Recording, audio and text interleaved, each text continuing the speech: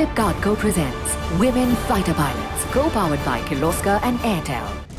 8 अक्टूबर 1932 को स्थापित भारतीय वायु सेना को ब्रिटिश रॉयल एयरफोर्स की ऑक्सिलरी यूनिट के तौर पर तैयार किया गया था। भारत के आजाद होने के बाद ब्रिटिश रॉयल शब्द हटाकर इसे इंडियन एयरफोर्स के तौर पर अपनी पहचान मिली।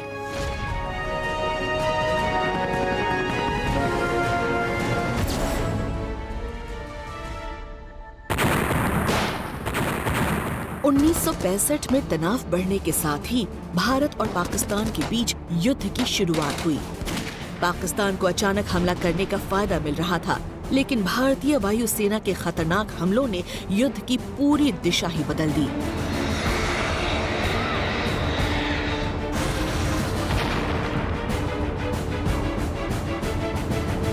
जब 1971 में जंग शुरू हुई तो हमारा देश ताकतवर युद्ध विमानों से लैस था।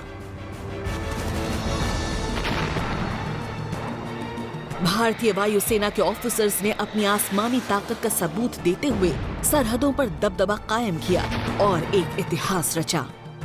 वक्त बीतने के साथ जब सरहद पार का विद्रोह एक बड़ा खतरा बनने लगा तो भारतीय वायुसेना ने 1984 में दुनिया के सबसे ऊंचे युद्ध के मैदान सियाचिन ग्लेशियर में ऑपरेशन मेघदूत और 1999 में कारगिल में ऑपरेशन सफेद सागर की शुरुआत की। बीते सालों के दौरान भारतीय वायुसेना ने अपना विस्तार करते हुए कई नई स्क्वाड्रन्स तैयार की हैं, बेहतरीन एयरक्राफ्ट शामिल किए हैं और डुंडिगल हैदराबाद में प्रतिष्ठित एयरफोर्स अकेडमी स्थापित की है। देश के पूरे इतिहास में भारतीय वायुसेना लगातार आसमानों की सुरक्षा करती रही है और किसी भी स्थिति से निपटने के लिए हर दम तैयार रही है।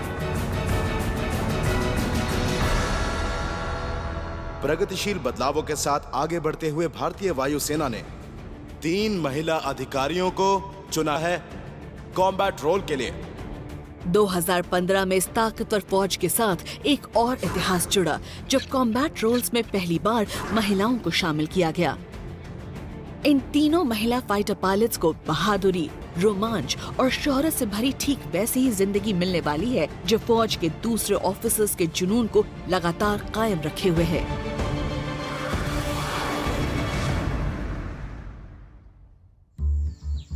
ऐसी बहुत सी महिलाएं हैं जो कि एकेडमी में आई और फ्लाइंग के लिहाज से वो काफी काबिल थीं और वो बहुत ही आसानी से फाइटर्स में जा सकती थीं। अपने से पहले मैंने एकेडमी में 2 कोर्सेज देखे थे और उन दोनों कोर्सेज में कुछ विमेन ट्रेनीज थी जो कि फाइटर पायलट्स बनना चाहती थी। उन्हें ट्रांसपोर्ट और हेलीकॉप्टर दिए गए तो उन्होंने एकेडमी के चीफ इंस्ट्रक्टर के पास जाकर कहा हमें फाइटर्स क्यों नहीं मिल सकते, पर तब कोई ऑप्शन ही नहीं था।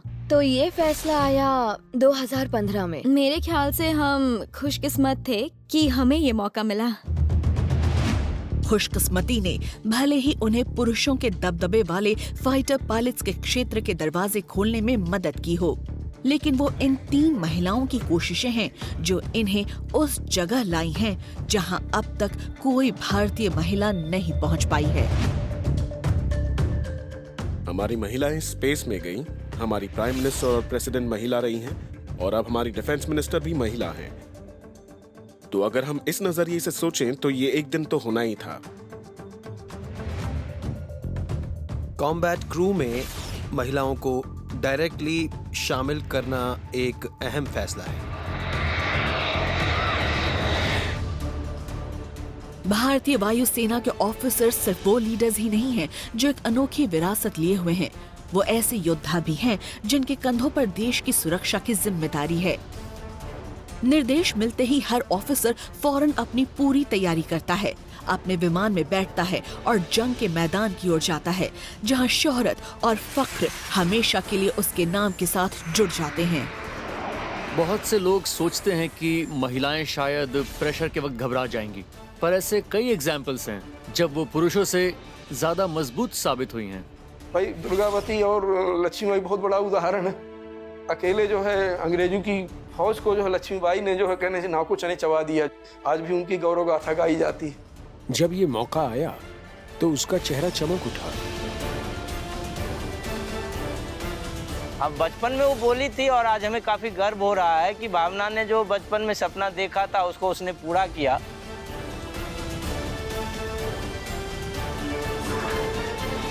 इंडियन एयरफोर्स के ऑफिसर्स एकेडमी की वजह से ऐसे बने हैं। ये सिविल लाइफ और सिविल बैकग्राउंड से एकदम अलग था और मेरे लिए ये बिल्कुल अनजान दुनिया थी। ट्रेनिंग इतनी टफ थी ना, तो उस टाइम हम बहुत परेशान होते। मैं ऐसे फिर इनको बोलती, मैंने कहा क्यों भेज दिया, इतनी टफ ट्रेनिंग है लड़के की। बहुत ऐसे देख के मुझे बहुत दर्द होता। दिन भर फिजिकल वर्क करने के बाद हम इतना थक जाते हैं कि बेड पर लेटते ही 7 सेकंड्स में हमें नींद आ जाती है।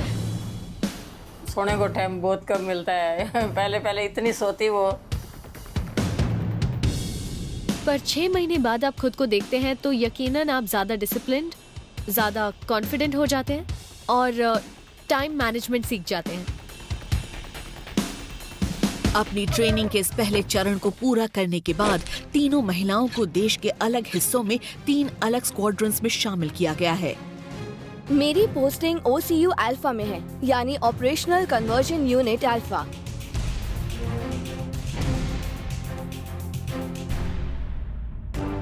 फिलहाल मैं हॉक मार्क 132 उड़ा रही हूँ, जो एक ब्रिटिश एयरक्राफ्ट है।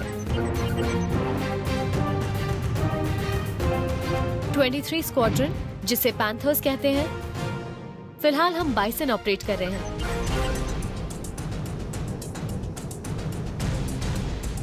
मेरी पोस्टिंग 3 स्क्वाड्रन में है, जिसे कोबराज भी कहते हैं। शायद मैं उन कुछ आखिरी पायलट्स में से एक थी जिन्हें इस बाइसन को उड़ाने का मौका मिला।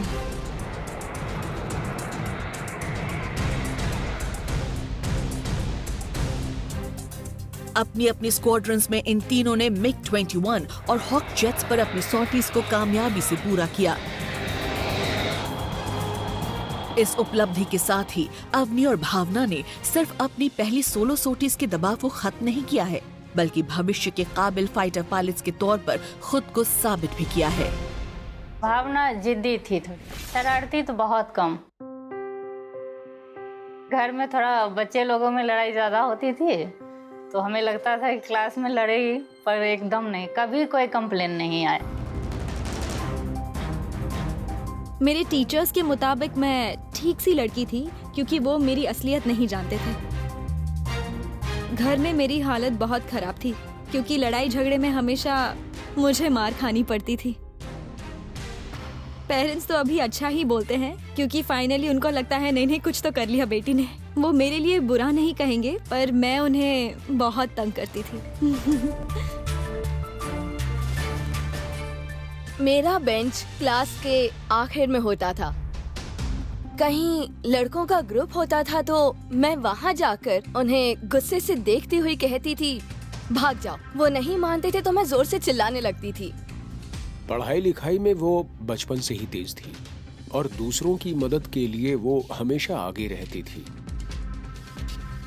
चलते फिरते मैं अक्सर सबसे मजाक वगैरह किया करती थी।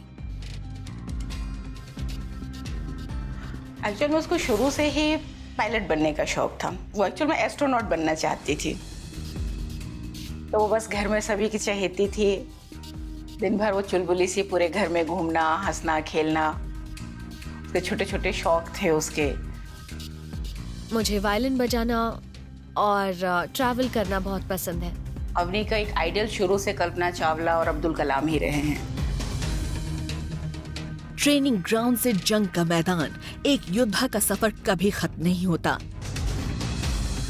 युद्ध का ब्यूगल बजते ही एक फाइटर पायलट को वो करने के लिए पूरी तरह तैयार रहना होता है जिसकी उसे ट्रेनिंग दी गई होती है, यानी लड़ना और देश की सुरक्षा करना।